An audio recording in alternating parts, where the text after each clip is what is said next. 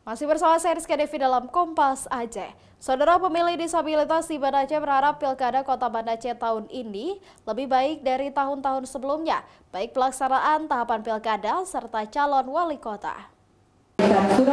Pelaksanaan pilkada serentak berlangsung pada 27 November mendatang di Kota Banda Aceh. Ada 4 pasangan calon yang akan bertarung untuk wali kota dan wakil wali kota Banda Aceh. Erlina Marlinda, salah satu penyandang disabilitas yang ikut serta pada simulasi pencoblosan di Taman Sari Kota Banda Aceh, berharap pelaksanaan pilkada tahun ini lebih baik dari pilkada sebelumnya, mulai dari penyelenggara hingga calon pemimpin Kota Banda Aceh nantinya.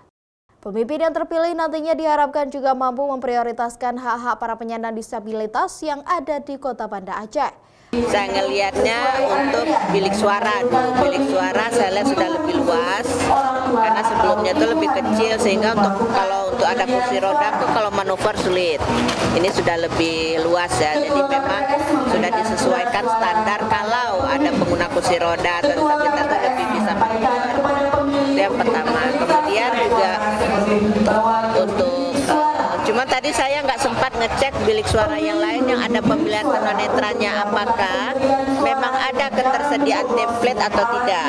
Karena kan tadi dibilang kan ada alat pilih tunanetra nih, alat pilih disabilitas netra, kayak itu namanya template ya. Saya nggak ngelihat itu, karena saya nggak ngelihat di bilik yang lain, tapi yang di bilik saya tadi tidak tersedia template. Itu yang saya lihat, tapi semoga di pemilihan ke depan itu memang tersedia dan petugas tahu fungsi template itu apa gitu kan. Adapun 4 pasangan calon wali kota dan wakil wali kota akan menjadi pilihan warga kota nantinya, mulai dari petahana hingga pendatang baru.